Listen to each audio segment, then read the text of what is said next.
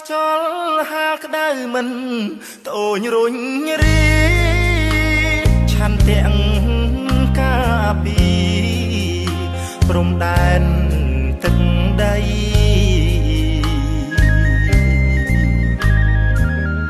មិនខ្លាចនឿយហត់មិនថាយប់ថ្ងៃពលីដើម្បីរក្សា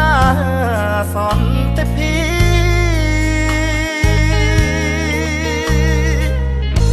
រែកពុនរឿងជាតិឆ្ងាយក្រពុនកូនទោះបីត្រូវសូ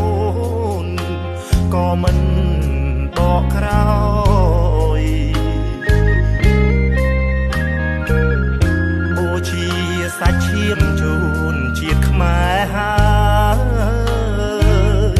ប្រពន្ធបងអើយអូនកុំតូចចិត្ត